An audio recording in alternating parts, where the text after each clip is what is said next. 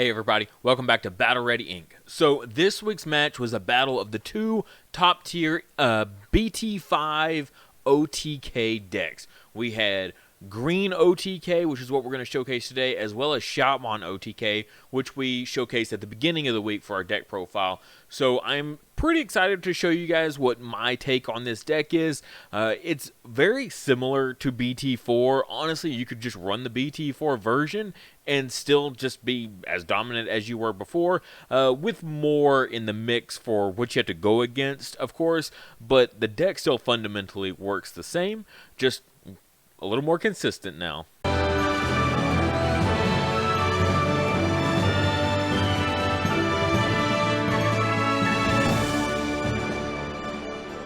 Also, don't forget this month's memory marker is going to be Tamers. Super cute. We wanted a green little egg for this month's Patreon reward. So instead of going with Yokomon, like you can get just anywhere on the internet, we wanted something a little more different, a little more unique, and went with Tamers. So cute little onion Digimon. This is our prototype for him. So if you want to get one for yourself, just go join our Patreon in the link in the description below. So jumping right into this, immediately we're looking at our eggs here. We've got Yokomon as our 4 of. This is everything I've been waiting for green, for digibursting, for the OTK specifically. This is incredible. When this card is trashed due to activating this Digimon's Digiburst, one of your Digimon gets 2,000 DP for the turn. Also nice because you get to pick who it is. So if it's under someone else and you need to give that 2k DP buff to someone else, you can pick someone else. It's anyone. So that's really, really powerful. The alternative that people were running in BT4, well, some people were, while this Digimon has Digiburst, it gets 1,000 DP. But my issue with the Budmon was, in the OTK, you're getting rid of all 4 Digivolution sources, so you'll never have him live for pretty much any of your Digiburst Digimon. He was always going to get trashed for Digiburst. So it never made much sense for me to run Budmon then. But now we got Yokomon. Absolutely. This thing is phenomenal. We get to turn our Grand Kawagamon into a 13k beater, and that's clearing pretty much most megas in the game. The only thing you got to worry about is either a Nidhogg that you could run against, or you might run into any type of the Omnimons. Omnimon, Chaosmon, that sort of thing. But when you look at a deck overall, they might have 3 or 4 copies tops of these level 7 Digimon. That's really good odds hitting into security and them not being there. Okay, I'm just gonna say the odds are in your favor that you'll be okay with 13k. So Yokomon, now having Yokomon alleviates the need for Palmon. Okay, people, the prices have dropped considerably on this. I mean, last I saw they were $20 a copy. I'm not really sure what they are at currently, but still, it's more reasonable to play this deck now. It has fallen in favor a little bit, but it's still just as powerful as it was. So Palmon giving jamming to the Digiburst when you Digiburst it away, that makes our Grand Kawagamon not have to worry about anything at all, except for options, of course. So jamming is the most ideal target with the Palmon here, but the Yokomon basically is kind of like a guaranteed. You'll always, and besides the Budmon, you'll be able to get into a Yokomon much quicker and more reliably than you will a Palmon. Now, we do have the 5th egg in here, simply because we're playing green. We have Mimi. We get to do pretty much twice as many egg hatches and raising as the other colors do. So we like to have 5 eggs here because we like to draw power. It's very, very important to get into our combo pieces ASAP. So we want to Digivolve and then get these rookies out of the raising area so that way we can hatch another egg. So we tend to go through our eggs very rapidly in green. So that's why I went ahead and included the 5th egg here. So the Palmon we've already went over here, the original promo Palmon. We have a new Palmon here, and some people, I think they're a little too narrow-minded focused on this Palmon, and they're kind of missing some really nice potential here. On deletion, place 1 Palmon from your trash under your green Digimon at the bottom of its Digivolution sources.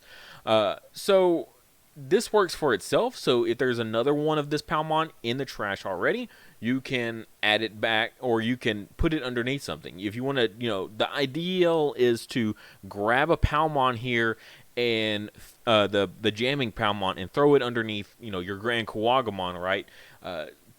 To give them an extra Digivolution source that they can, help ensure that they can always Digiverse and get that jamming. That is the idea, right, overall. But let's think about that in other terms. So think about your on-play rookies. Normally, you have to have an egg at the bottom of your Digivolution stack to be able to pop off with your megas, right? Your megas that have Digiburst, you want 4 Digivolution sources underneath them. You got 2 burst with the Grand Kawagamon, or you need all 4 for a Nidhoggmon. So if you have a hard play rookie on field and he goes all the way up into a level 5, well, you don't want to Digivolve your Megas on top of that. That doesn't make any sense, right? Because you need those 4 Digivolution sources. With this Palmon here, you can help that along. You can crash this Palmon here, add that Palmon back in. So even if you delete this one, right? This one crashes, it dies. You just add it underneath whatever that other rookie is on field. You see what I mean? So now that level 5 has 3 Digivolution sources underneath it. So when you drop that Mega on top of it, it now has the 4 Digivolution sources. Even if you're just adding this Palmon, right? No, you're not going to get any other benefit other than you're putting it underneath a hard played rookie to give that Mega the 4 evolution sources that it needed to get its combos off. I went ahead and put this at a 3 of because, like I said, you can just put itself under there, so to give yourself the consistency boost overall, so that way you don't always have to have that perfect stack or whatever. So yeah, great addition to the deck. Alright, so I'm running the Tentomon. It's still tentative. I think this is a really good flex spot for a 2-cost drop, 0-cost evolution like a Goblymon. I just like the fact that, Tentomon, you hard play it, and if it's a green Digimon, you can add it to hand. That's almost a draw 1 on a hard play. Normally, I'm not so inclined for this type of thing. However, again, with the Palmon here, if I hard play this Tentomon and later on I can swing with the Palmon to add a Digivolution source underneath this, that it just helps the consistency of this whole deck, that I don't mind hard playing Digimon anymore, or at least rookies. So a couple Tentomon, it combos really good with. But if you want to just make this a 2-cost vanilla, that fits as well very, very easily in this spot. Next up, we got the Lalamons here. I like the 2 of. I've seen some people only play the 1 of, but my issue with 1 ofs in anything is you won't always see it every game, right? At a 2 of, you can almost guarantee that you'll see 1 of those 2 copies at least by mid-game, in theory. So I just want the 1 of. I think that's plenty comfortable, because once you get Lalamon in rotation, you're fine. You don't need any more copies of Lalamon once you get the 1. So I just want them at a 2 of to kind of guarantee that I'll get that loop going there. Terriermon, I harp this in so many different deck profiles. Memory blockers are so crucial right now. Let's look at what's in the meta right now. So we got yellow that's in the meta. They're running Blinding Ray, and being able to shut down Blinding Ray. So when you memory choke your opponent at 1 memory, they can't Blinding Ray, go to 3. Digivolve into a Lord Nightmon and then start swinging with it, especially if that Blinding Ray put them down to 3 security and they have an Angelomon on field, and then they go into that Lord Nightmon on top of that. That's now 2 bodies they get to play, all because of that 1 Blinding Ray. Yeah, so Terriermon shutting that down, so crucial. Looking at blue here, Hammer Spark is always an issue, turning that off so they can't make plays, as well as if you're doing your OTK and you swing into security and you hit into a Hammer Spark, you do not want it to pass turn before you can get the full OTK off. So having Terriermon to turn off Hammer Spark and security, very important. Also looking at things like Jackraid or Lilithmon, being able to shut off both of those in purple, because Lilith Loop is a popular thing. I'm not going to say it's like the best thing, but it is popular. You cannot deny that it's not a hugely popular deck, and being able to turn that combo off is essential. So tons of decks are gaining memory in the meta, so Terriermon being able to turn that off. Some green decks, depending on what they're playing, they can get those This one not so much, but other ones, I mean, it is possible for them to be playing memory gaining Digimon for sure. So at 2 copies, I feel comfortable with that. I just want to get one on field and then just leave it. I just want it to sit over in the corner. You know, if my opponent wants to drop a Nightmon to kill my poor Terriermon, you know, that's 4K that's not going anywhere else on my field to kill my other important things. So if he's got to, you know, take the hit, then so be it. Next up, we got Kabuterimon. I'm still going with the Kabuterimon. I'm still going with the 1-cost Evo blockers, okay? I know a lot of people have been arguing that, you know, the 2-cost ones with the 6K is a pretty big deal. There is argument there. I'm not going to say there's not. The argument is valid, and I see it, okay? It makes sense. My logic is the 1-cost Evo, I'm not trying to just sit around in this deck. You know, this is not a slow deck. I'm trying to Digivolve as fast as possible. If I need to leave a blocker on field for 1 turn, so be it. I don't think, you know, this one's going to make a difference overall compared to another 1-cost Evo. The 5K is survivable against yellow. They can't Nightmon you, right? Because Nightmon's only minus 4K, and they can't War Growlmon me, which is also minus 4K. You know, they've got to stack multiple abilities to be able to clear my Kabuterimon. So that in itself is good. In addition to that, the argument, though, is that the 5K is susceptible to Nidhogg, as well as things like Omnimon, the new Omnimon, right, that goes into Shoutmon DX. Now, if that becomes really, really rampant, right now, I haven't seen Shoutmon being overly hyped up. People are really hyped for yellow, right? It's really good. People are really hyped for Lilithmon, right? Those are purple in general. Just always has a big like fan following. Those two are the ones I see being, you know, flocked to the most. Shoutmon DX is still in there though, but only having, you know, maybe 3 or 4 copies of Shoutmon to, you know, am I really going to be, you know, setting myself up to completely change my whole deck strategy and hurt myself game after game after game by having that 2-cost blocker? I don't think it's worth it. I think that more often than not, I'm going to go against purple and yellow decks, and I would rather have the 1-cost Evo to just get me higher, faster into my OTK is more important than being worried about one particular deck in the meta that has, you know, abilities to just pop a level 4. You know, if you pop a level 4, so be it. I can come back from that pretty quickly. Moving on, though, we got Weedmon next. Weedmon is kind of our replacement for Vegemon. Again, same issue here is that it's got the low DP. You do not want to just let this guy sit on the field and just get popped, right? He's really good, a really good Digimon to open with. You know, 1-cost Evo to pass turn going first, and then next turn comes around, you're going to drop a level 5 on top of him, and so your opponent will never get the opportunity to DP minus or blow up with an Omnimon, you know, anything like that. He's not meant to just sit on field, right? We're not leaving our level 4s, our 1-cost Evos just sitting wide open on the field. Our plan is to Digivolve rapidly up as high as possible. So his effect, though, is your turn when this card is trashed due to due to activating this Digimon's Digiburst, gain 1 memory. So with like Grand Kawagamon, you Digivolve into Grand Kawagamon, you Digiburst this way, you get that 1 extra memory back to help make more plays. Or when you do pass turn, it chokes your opponent out on memory a little bit. Specifically also with like Nidhoggmon, you Digiburst him away with Nidhoggmon, you know, you pull it back a little bit. So you don't have to go overly invested and give your opponent just ample amount of memory. Weedmon can kind of help, you know, keep it a little more maintained, as well as potentially just keep it on your turn. You know, if your opponent gives you 4 memory because you've got a memory tamer, they don't want to go just pass turn for give you 1 and then you get to go up to 3. They might play a little bit more aggressively and perhaps give you 4 memory. Then you can go into Nidhoggmon, burst away the Weedmon, and then boom, you keep it on your turn. So very, very cool Digimon. Definitely like including it in the deck. Next up, we got the Togemon. I am still riding the Togemon train, okay? I'm still going to keep harping this. Now, I do hate the 2-cost Evo. You've already heard me talk how bad I don't want 2-cost Evos. But the consistency that this thing provides is just unreal.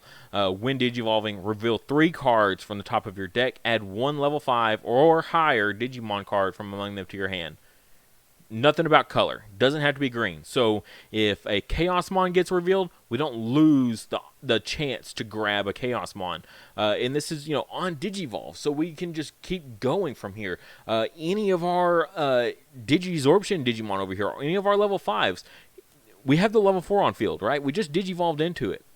It's there. So we only need a level 5 or higher to keep going. And just being able to pick the exact one that you need in that exact situation feels very, very powerful. The massive consistency boost. That's one of the things that makes Shoutmon such a great deck, is because it has a plethora of search cards at its disposal. It's got the Shoutmon itself. It's got the Agumon, right? Lots of different things, and that's what really helps that deck a lot. So green wants some of that action too.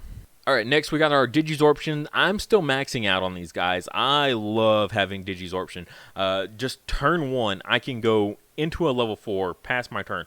My opponent kicks it back to me. I can then, at that point, go all the way up into a Mega. Like, how crazy is that? No matter how much memory they give me, I can go into a Mega. If I need to suspend that level 4 that, I had last turn to go into one of these guys and then go into, a Nidhoggmon or something like that, I can do that. Maximizing out on these guys is just super important. You absolutely want to make sure you do that. I've never regretted having multiples of these in my deck because it just helps me get there quickly. If my opponent gives me, more memory, or I have a memory fixer on field, I can get out an extra body from a rookie and then suspend that to go into these guys and then go into my Megas on top of that, so that way they're unsuspended so I can still swing with them. There's tons and tons of possibilities that you can use with Digizorption. They make plays where previously plays just didn't exist. Where you needed 6 memory to do your big combo, now you only need 3 because these guys are basically free Digivolves. Okay, I am actually kind of following a little bit of the hype train here. I will not take credit for anything right here, particularly the extra level 5. So if you notice, we've got 5 level 5s here and then 4 more. That puts us at 9. And we've got the 11 level 4s, as well as we've got the 13 rookies. So you see we're still stepping down by 2 every time. I'm kind of, we'll test it out. We'll see how it goes. Just taking it down by 2 every level here. So we've got the Cherrymon, which I've enjoyed having Cherrymon. 2 cost Evo on a level 5 already has me sold. Also, it being a blocker is very nice. 7k DP, pretty difficult to remove. But aside from like a Slash Angemon, then they're going to need something a little bit more powerful. And if they want to waste a Slash Angemon on my level 5, so be it. Now, I'm not saying that's not a bad call. I mean, I would probably do it myself, depending on what the rest of the field looked like. But yeah, so 7 costs or 7,000 DP, yellow is going to have to work for it if they want to get it. Besides Slash Angemon, any other way, they're going to have to work for it. And then it being a blocker, if I have to Digivolve on top of my blocker, I don't feel bad. I don't feel like I'm losing my blocker. Like, oh, I hate giving up my blocker, but I really need to get a level 5 out so I can next turn go into my Mega.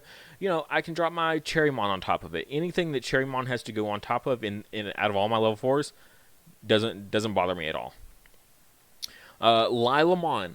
I'm playing Lalamon now. Originally in my BT4 OTK, I was not playing Lalamon, and I was not convinced of playing her because I was so focused on her main ability, right? Digiburst 2, suspend one of your opponent's Digimon.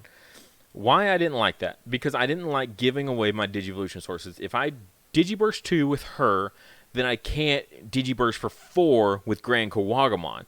That feels bad. That feels super bad. Now, could you use her to suspend a blocker with that Digiburst and then go into your Grand Kawagamon? And at least Grand Kawagamon can check 2 security, and then Chaosmon can check another 2. Yeah, we can do that, sure. But it's not the full clear. And especially if you're playing against, security control that has a lot of recovery, and you're really going to need all that full 6 clear with the OTK. But her inheritable is what I overlooked last time. When attacking, if you have a tamer in play, which we want to, so that way we can have that memory fixer as soon as possible, because being put at 3 memory, beginning of my turn, makes Grand Kawagamon, I can go into my Grand Kawagamon and immediately swing with it. But suspend one of your opponent's Digimon. There's nothing about level or power level or anything like that. If they have that blocker on field, you don't need a Digiburst 2 to suspend that blocker. You just use her ability. Swing with your Grand Kawagamon and suspend it, right, as you swing. Sure, you can't Digiburst her away to, you have to keep her as your inheritable, right, to be able to do that.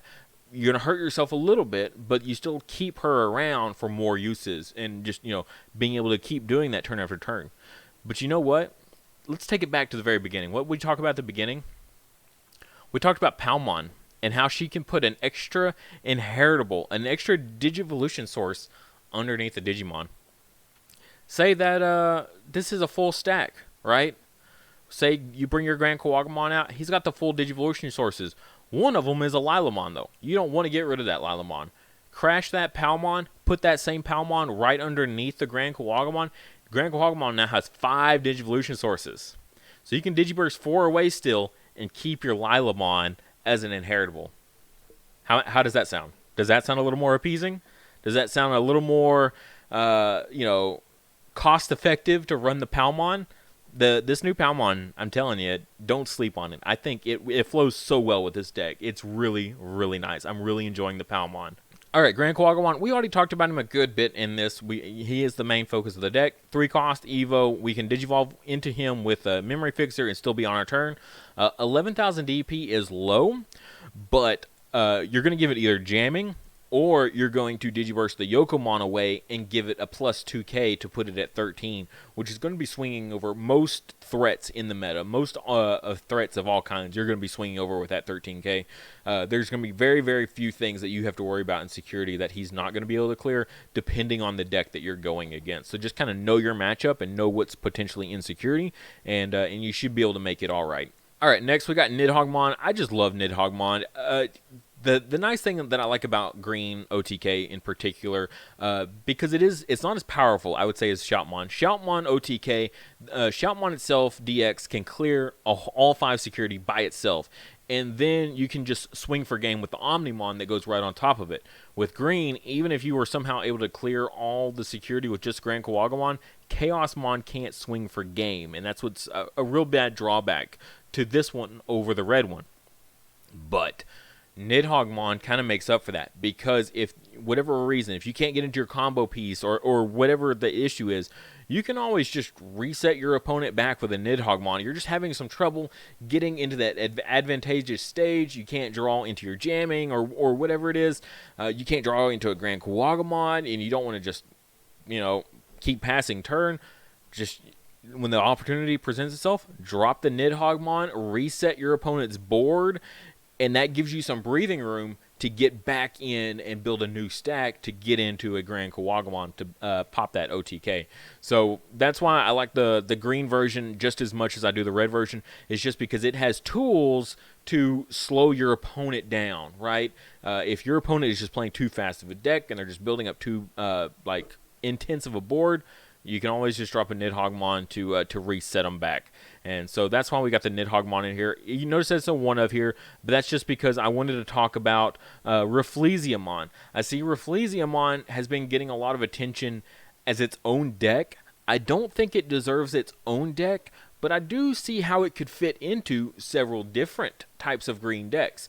Its ability is it's fairly nice. So Digiburst 2, all of your Digimon get plus 2,000 DP for the turn. So again, I mean, that could combo pretty well with Grand Kawagamon, putting it up to the 13k if you couldn't get the Yokomon, or even if you do have the Yokomon, put it up to 15k. Now you're swinging over Chaosmon, you're swinging over the new Omnimon, all of it. So unless they're bringing out some OGs, which most decks aren't, most players aren't opting to use those because they're a lot slower compared to the other level 7s they can choose from.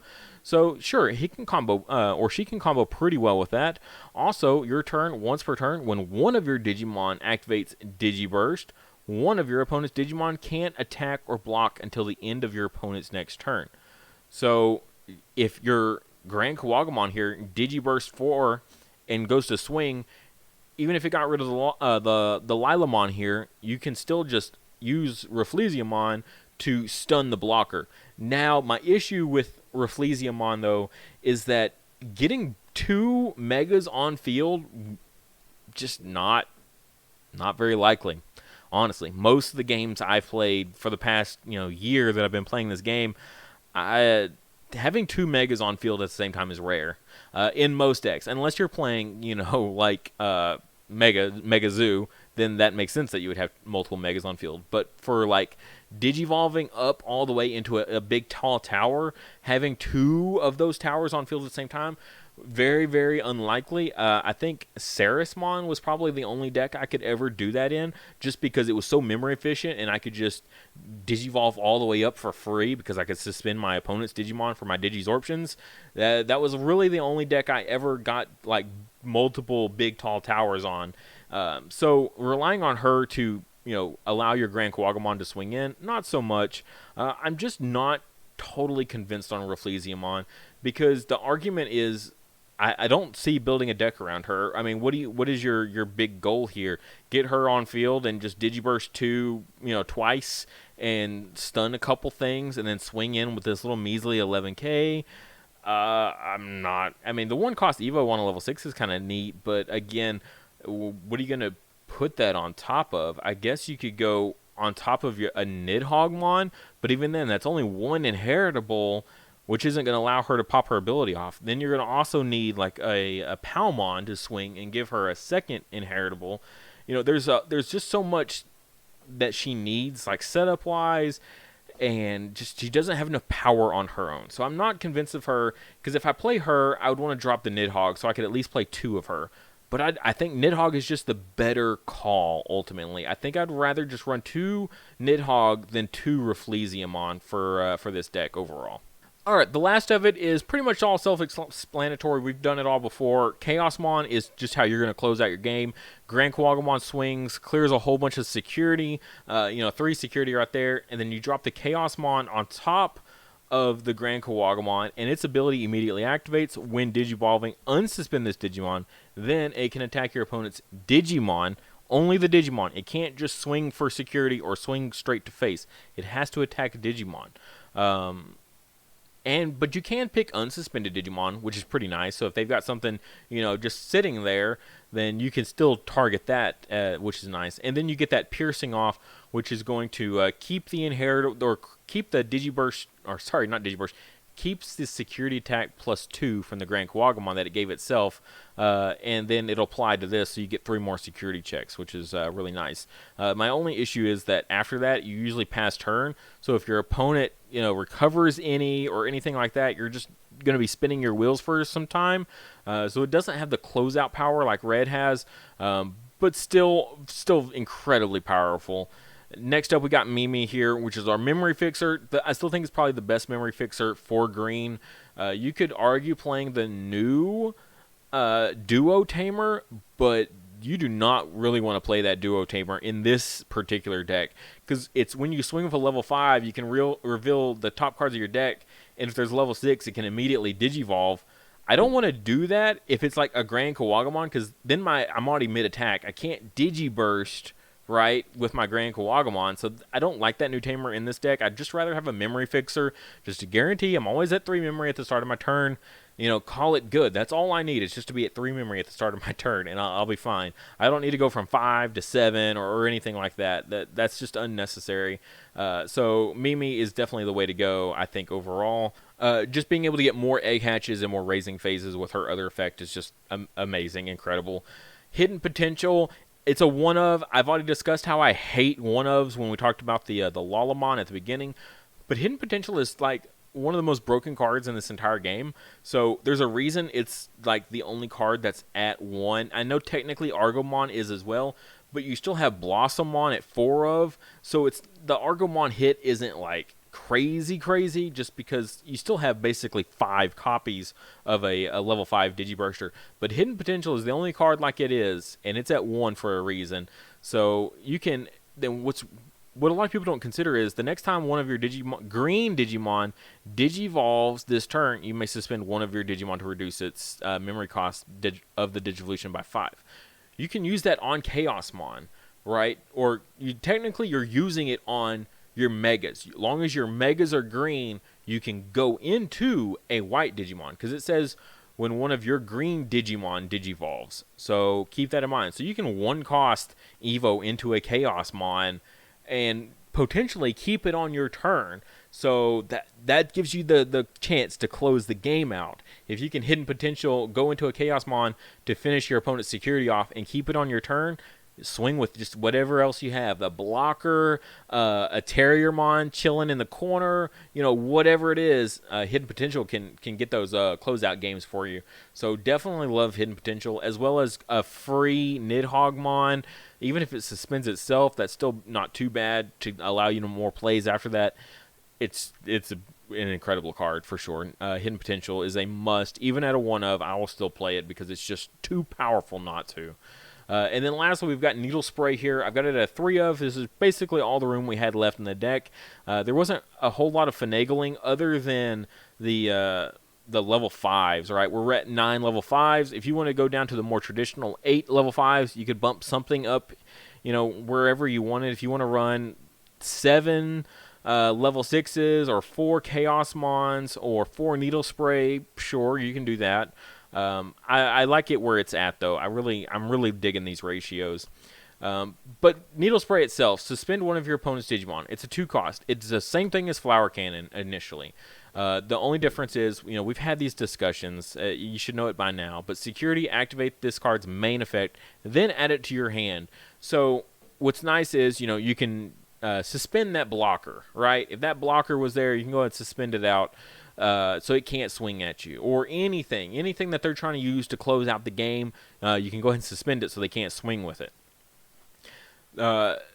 Flower Cannon suspends everything. We're not really in a go wide field anymore. Flower Cannon was really good in the beginning. 1.0, 1.5, boards were all about going wide, super, super wide. BT4 and now BT5, it's really all about going into that one big tentpole piece. So being able to suspend your opponent's whole field, not that big a deal anymore, but also just being able to add it to hand. Adding it to hand means you don't lose your value. If you're trying to go into an OTK and you need to swing past like a blocker, and that blocker is in your way, you can use a Needle Spray to suspend that blocker, and now you can swing past it. Assuming you don't have like a Lalamon underneath to do the same thing. Or if you just really need to Digiburst a Lalamon away with the Grand Kawagamon so you can get your full +2 security, you want the Needle Spray to take care of that blocker. There's just multiple reasons that you're going to want to have the Needle Spray in hand after it activates in security. It's just more insurance. If you only have the 3 Flower Cannon and you hit 1 in security, that means you're relying on drawing 2 in the rest of your deck.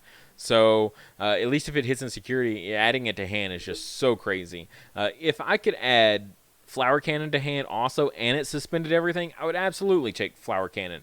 The chances of it just being able to suspend 1 and it being a blocker, I would just rather be able to suspend everything, but only if it added to hand. The kicker is the fact that it adds to hand after it activates the main effect, which I absolutely love for sure. And that's going to do it for the deck. I hope you guys enjoyed. I know this was a little long, but I always like to give my nice, big, in-depth thoughts on every single card. It makes it a little bit longer, but I think some people can really appreciate having the actual breakdown of why a particular card is good. So I hope you guys appreciate it. Thank you guys so much for watching. If you would, please like the video and subscribe. Just a little bit of help goes a super long ways. It helps the channel out tremendously, gets my videos out there, gets them seen. And if you really, really want to support the channel, check out the links in the description below. I'll have a link for my Patreon, which is displayed right here. You can get access to my Discord server that I have, as well as you can get the memory markers that we've had. These are just a few of my favorites from the past that we've had. The current one, Impmon's baby, as well as Gabumon's baby as well, Sunomon and Yamon. These guys are super adorable. I definitely love them so much. and every month a new one changes out, so make sure you check that out. As well as we have our new playmats. This is why I recreated this video. It's because our playmats are here finally, and they are super cool. I alternate between the black and white every single month for whoever wants to support this tier, as well as I have a tier just higher than that, so that way you don't also have to lose out on a memory marker. You can get both the memory marker and the playmat just in case you want both. Super awesome support from everyone that has supported in the past and who will support in the future. You guys are awesome. Also, if you want to check out my merch, my Teespring link is in the description below for that. We've got, you know, the shirts that I wear on the channel that has the logo across. I love when I see people representing my merch in public. It is like one of the coolest feelings I've ever had in my entire life.